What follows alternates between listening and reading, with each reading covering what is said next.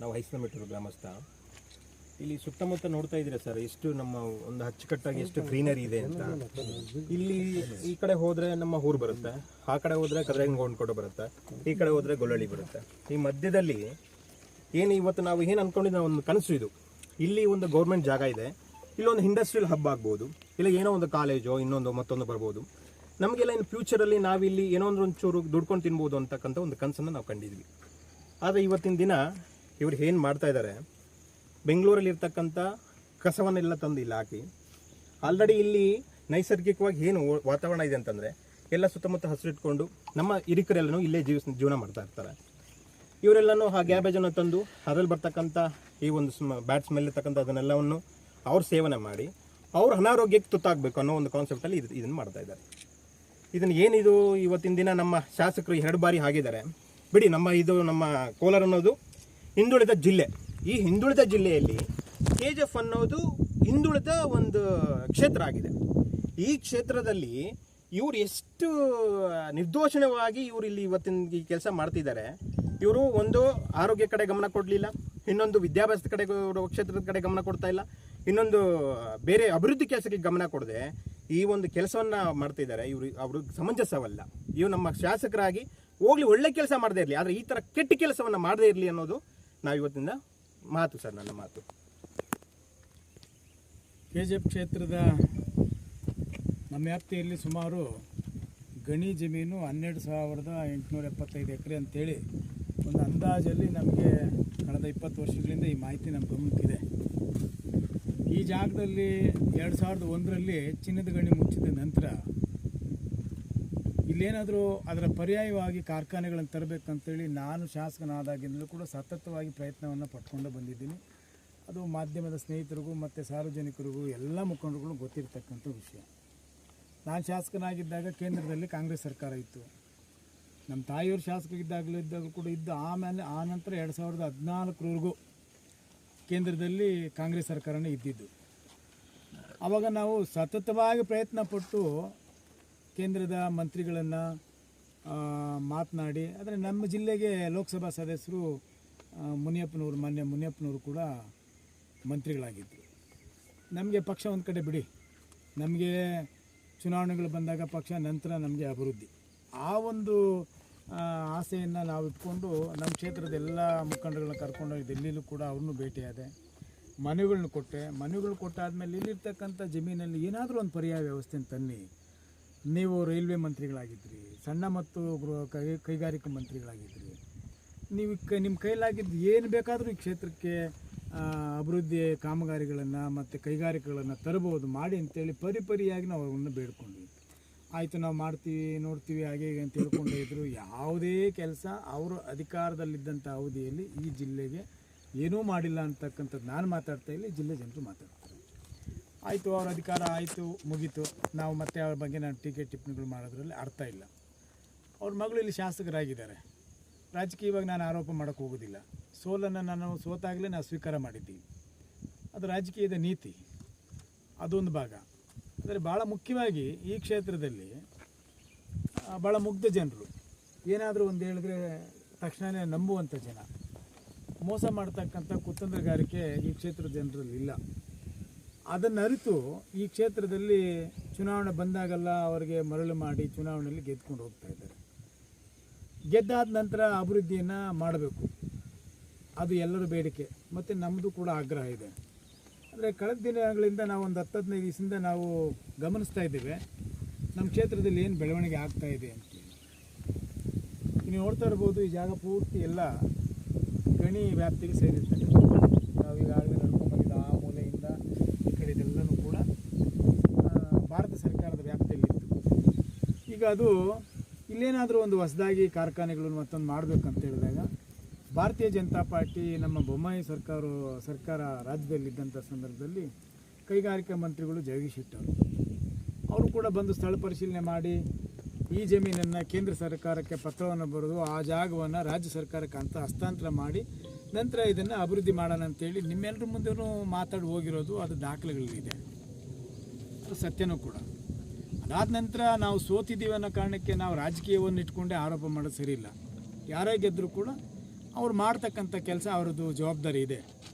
ಆದರೆ 975 ಎಕರೆ ಕೇಂದ್ರ ಸರ್ಕಾರದಿಂದ ರಾಜ್ಯ ಸರ್ಕಾರಕ್ಕೆ ಹಸ್ತಾಂತರ ಆದಮೇಲೆ ಸುಮಾರು 600 ಎಕರೆಯಲ್ಲಿ ಇಲ್ಲಿ ಕೈಗಾರಿಕಾ ಪ್ರದೇಶ ಮಾಡಬೇಕು ಅಂತೇಳಿ ಅಧಿಕಾರಿಗಳು ಅವರು ಇವರು ಬಂದು ನೋಡ್ಕೊಂಡು ಹೋಗಿ ಸರ್ವೆ ಮಾಡಿ ಮಾಡ್ತಾ ಇದ್ದಾರೆ. ಆಗಲಿ, ಒಳ್ಳೆ ಕೆಲಸ, ಅದನ್ನು ನಾವು ಸ್ವಾಗತ ಮಾಡ್ತೀವಿ, ನಾವು ವಿರೋಧ ಮಾಡೋಕ್ಕೆ ಹೋಗೋದಿಲ್ಲ. ಆದರೆ ಅದರಲ್ಲಿ 300 ಎಕರೆಯನ್ನು ಸರ್ವೆ ಮಾಡಿ ನೀವು ಬೆಂಗಳೂರಲ್ಲಿರ್ತಕ್ಕಂಥ ಕಸನೆಲ್ಲ ತಗೊಂಡೋಗಿ KGF ಕ್ಷೇತ್ರದಲ್ಲಿ ತಗೊಂಬಂದು ಹಾಕ್ತೀರಿ ಅಂತ ಹೇಳಿದ್ರೆ ಎಂಥ ದುರದೃಷ್ಟಕರ ಅಂತದ್ದು ಅನ್ನೋದನ್ನು ನಾವೆಲ್ಲರೂ ಕೂಡ ಯೋಚನೆ ಮಾಡಬೇಕಾಗಿದೆ. ನೀವೊಂದು ಕಡೆ ಇಲ್ಲಿರ್ತಕ್ಕಂಥ ನಿರುದ್ಯೋಗಿಗಳಿಗೆ ಉದ್ಯೋಗವನ್ನು ಕೊಡ್ತೀವಿ, ಕಾರ್ಖಾನೆಗಳನ್ನು ತರ್ತೀವಿ ಅಂತೇಳಿ ನಿರಂತರವಾಗಿ ನೀವು ಕಳೆದ 2 ಸಾರಿ ಗೆದ್ದಾಗಿಂದಲೂ ಹೇಳ್ಕೊಂಡು ಬರ್ತಾನೆ ಇದ್ದೀರಿ. ಇನ್ನೂ ಯಾರು ಎಲ್ಲಿ ಪಾಯ ಹಾಕಿದ್ದು ನೋಡಿಲ್ಲ, ಯಾವ ಫ್ಯಾಕ್ಟ್ರಿ ನನಗೆ ಗೊತ್ತಿಲ್ಲ, ಎಲ್ಲಿ ಮಾಡ್ತಾ ಇದ್ದಾರೆ ಅಂತ ಗೊತ್ತಿಲ್ಲ. ನಿಮಗೇನೇನೋ ಗೊತ್ತಿದ್ದರೆ ನೀವು ಹೇಳ್ಬೋದು. ಆದರೂ ಕೂಡ ಮಾಡ್ಬೋದು ಅಂತ ನಿರೀಕ್ಷೆಯಲ್ಲಿ ಜನ ಇದ್ದಾರೆ. ನಮಗಂತೂ ಆ ನಿರೀಕ್ಷೆ ಇಲ್ಲ. ಯಾಕಂತ ಹೇಳಿದ್ರೆ ನಿಮ್ಗೆ ಗೊತ್ತಿದೆ, ಕಳೆದ 14 ತಿಂಗಳಲ್ಲಿ ರಾಜ್ಯ ಸರ್ಕಾರ, ಕಾಂಗ್ರೆಸ್ ಸರ್ಕಾರ ಈ ರಾಜ್ಯಕ್ಕೆ ಬಂದು ಹಗರಣಗಳ ಮೇಲೆ ಹಗರಣಗಳು ನಡೀತಾನೇ ಇದೆ.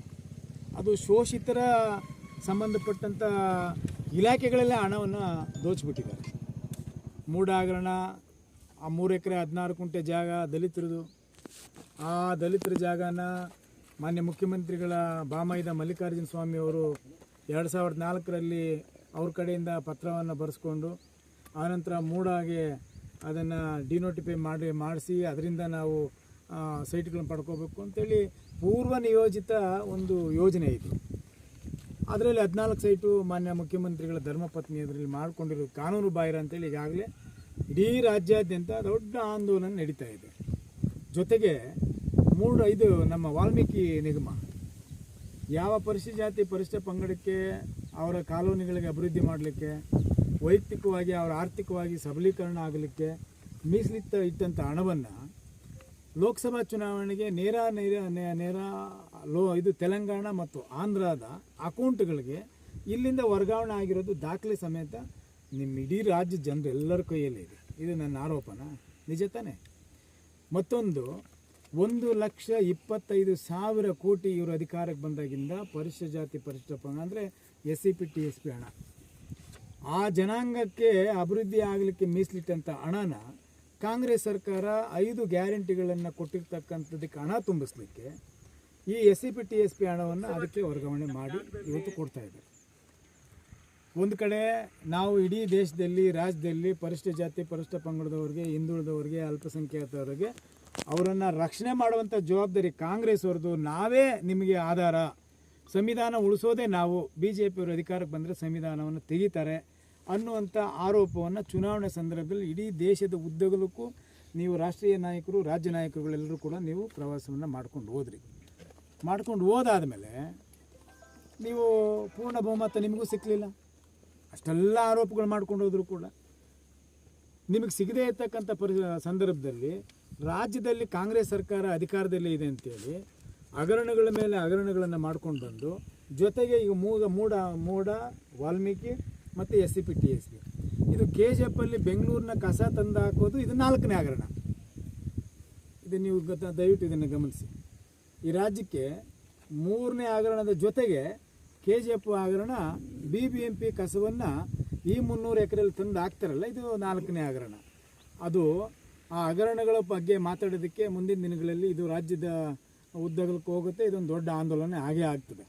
ಆದರೆ ನಾವು ಕೇಳ್ತೀವಿ, KGF ಕ್ಷೇತ್ರದಲ್ಲಿ ನಿಮಗೆ 2 ಬಾರಿ ಗೆಲ್ಲಲಿಕ್ಕೆ ಕಾರಣ ಆದಂಥ ಇಲ್ಲಿನ ಮತದಾರ ಬಂಧುಗಳಿಗೆ ನೀವು ಕೊಡ್ತಕ್ಕಂಥ ಕೊಡುಗೆ ಏನಂತ ಹೇಳಿದ್ರೆ, ಬೆಂಗಳೂರಲ್ಲಿರ್ತಕ್ಕಂಥ ಕಸವನ್ನು ತಂದು, ಕಸ ಅಲ್ಲ ವಿಷ, ಕಸನ ಬದಲಿಗೆ ನಾವು ವಿಷ ಅಂತ ಹೇಳ್ಬೋದು, ಆ ವಿಷವನ್ನು ನಮ್ಮ ಕ್ಷೇತ್ರಕ್ಕೆ ತಂದಾಕಿ ಇಲ್ಲಿರ್ತಕ್ಕಂಥ ರೈತರಿಗೆ, ಬಡ ಜನರಿಗೆ ಎಲ್ಲರನ್ನು ಕೂಡ ಖಾಲಿ ಮಾಡಿಸಿ ನೀವು ಇಲ್ಲಿ ಹಣವನ್ನು ಮಾಡಬೇಕು ಅನ್ನುವಂಥ ಪೂರ್ವ ನಿಯೋಜಿತ ಒಂದು ಯೋಜನೆ ನಿಮ್ಮದಿರ್ಬೋದು ಅಂತೇಳಿ ನಮ್ಮದೊಂದು ಸಂದೇಹ ಇದೆ.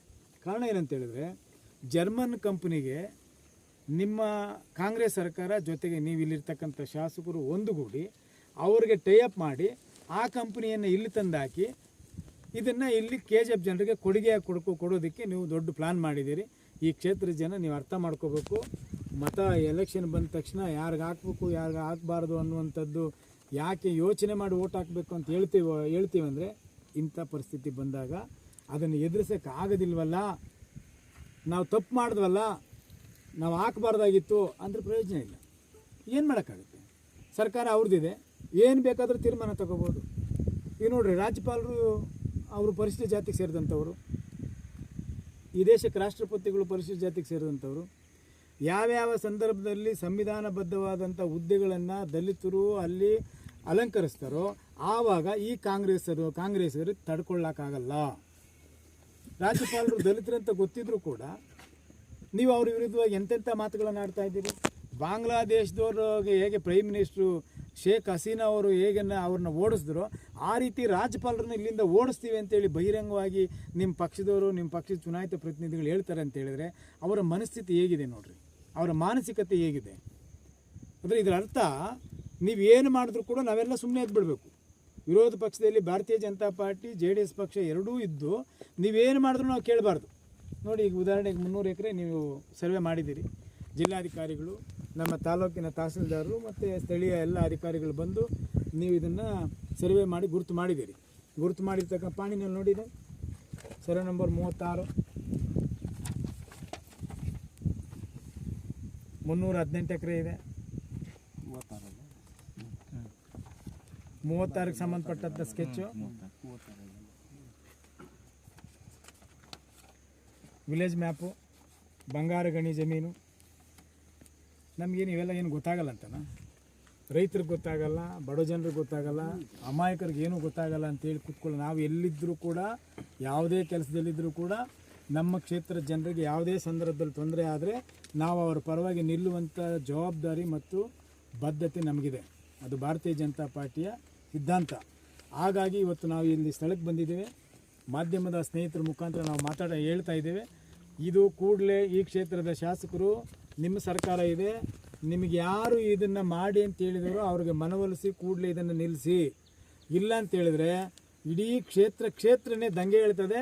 ಅದಕ್ಕೆ ಉತ್ತರ ಕೊಡೋಕೆ ನಿಮ್ಮ ಕೈಲಿ ಆಗೋದಿಲ್ಲ, ತಡ್ಕೊಳ್ಳೋಕೆ ಆಗೋದಿಲ್ಲ. ಈ ಕ್ಷೇತ್ರಕ್ಕೂ ನಿಮ್ಮನ್ನು ಸೇರಿಸದೆ ಇರ್ತಕ್ಕಂಥ ಪರಿಸ್ಥಿತಿ ಬಂದು ಒದಗಬಹುದೇನೋ ನನಗೆ ಗೊತ್ತಿಲ್ಲ. ಆದರೆ ನಮ್ಮ ಹೋರಾಟ ಮಾತ್ರ ಇವತ್ತು ಪ್ರಾರಂಭ ಆಗಿದೆ. ಇದನ್ನು ನಿಲ್ಲಿಸೋವರೆಗೂ ಕೂಡ ನಾವು ನಮ್ಮ ಹೋರಾಟನ ನಿಲ್ಲಿಸೋದಿಲ್ಲ. ನಿಮ್ಗೆ ಗೊತ್ತಿದೆ, ನಾವು ಅಧಿಕಾರದಲ್ಲಿದ್ದಂಥ ಸಂದರ್ಭದಲ್ಲಿ ತಮಿಳುನಾಡಿನ ಕೂಡಂಕುಳ ಪರಮಾಣು ತ್ಯಾಜ್ಯವನ್ನು ತಂದು ನಮ್ಮ ಬಂಗಾರ ಗಣಿ ಒಳಗಡೆ ಹಾಕಬೇಕಂತೇಳಿ ಕೇಂದ್ರ ಸರ್ಕಾರ ಅವತ್ತು ಕಾಂಗ್ರೆಸ್ ಇತ್ತು. ನಿಮ್ಮ ತಂದೆಯವರೇ ಆವತ್ತು ಕೇಂದ್ರದ ಮಂತ್ರಿಗಳಾಗಿದ್ದರು. ಅಂಥ ಸಂದರ್ಭದಲ್ಲಿ ಅದನ್ನು ತಂದಾಕಬೇಕು ಅಂತೇಳಿ ಪ್ರಾರಂಭ ಮಾಡಿದರು. ನಾವು ಬಿಟ್ವೇನು? ಇಡೀ ಕ್ಷೇತ್ರ ಜನ ಎಲ್ಲ ಒಂದಾದ್ವಿ, ಅದನ್ನು ತಡೆ ಹಾಕಿದ್ವಿ. ಅದು ನಿಮಗೆಲ್ಲ ಗೊತ್ತಿದೆ. ಇದನ್ನು ನೀವು ದಯಮಾಡಿ ಇದು ಸೂಕ್ಷ್ಮತೆಯನ್ನು ಅರ್ಥ ಮಾಡಿಕೊಂಡು, ಈ ಕ್ಷೇತ್ರದ ಜನರು ಅಮಾಯಕರು, ಇವರು ಏನು ಬೇಕಾದರೂ ಯಾಮಾರಿಸ್ಬೋದು, ಮೋಸ ಮಾಡ್ಬೋದು ಅಂತ ನೀವೇನು ತಿಳ್ಕೊಂಡಿದ್ರೆ ಅದು ನಿಮ್ಮ ತಪ್ಪು ಕಲ್ಪನೆ. ತಕ್ಷಣ ಇದನ್ನು ನಿಲ್ಲಿಸಬೇಕು. ಇಲ್ಲಾಂದರೆ ಮುಂದಿನ ದಿನಗಳಲ್ಲಿ ಆಗುವಂಥ ಎಲ್ಲ ವಿಷಯಗಳಿಗೂ ಕೂಡ ನೀವೇ ಕಾರಣಕರ್ತರಾಗ್ತೀರಿ ಅಂತೇಳಿ ಮಾಧ್ಯಮದ ಮೂಲಕ ಹೇಳಲಿಕ್ಕೆ ಬಯಸ್ತೇನೆ. ಸರ್, ನಿಮ್ಮ ನಿಯೋಗ ಮೂಲಕವಾಗಿ ರಾಜ್ಯಾಧ್ಯಕ್ಷರಿಗೆ ನಾವು ಈ ವಿಷಯವನ್ನು ತಿಳಿಸಿದ್ದೇವೆ. ವಿರೋಧ ಪಕ್ಷದ ವಿಧಾನಸಭೆಯ ವಿರೋಧ ಪಕ್ಷದ ನಾಯಕರ ಗಮನಕ್ಕೂ ತಂದಿದ್ದೇವೆ. ಮೇಲ್ಮನೆಯ ವಿರೋಧ ಪಕ್ಷದ ನಾಯಕರಿಗೂ ಗಮನಕ್ಕೆ ತಂದಿದ್ದೀವಿ. ಪಕ್ಷದ ಎಲ್ಲ ಜವಾಬ್ದಾರಿ ಸ್ಥಾನದಲ್ಲಿರ್ತಕ್ಕಂಥ ಮುಖಂಡರಿಗೂ ತಂದಿದ್ದೀವಿ. ಅವರಿಗಾಗಲೇ ಗಮನಿಸ್ತಾ ಇದ್ದಾರೆ.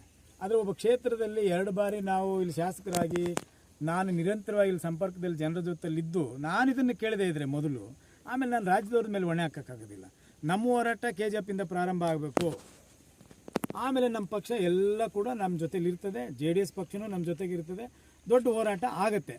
ಅವತ್ತಿನ ಪರಿಣಾಮಕ್ಕೆ ಉತ್ತರ ಕೊಡೋಕ್ಕೆ ಇವ್ರ ಕೈಲಿ ಸಾಧ್ಯನೇ ಆಗಲ್ಲ. ಅದಕ್ಕೆ ತಕ್ಷಣ ಇದು ನಿಲ್ಲಿಸ್ಬೇಕಂತೇಳಿ ನಮ್ಮ ಆಗ್ರಹ. ಯಾವ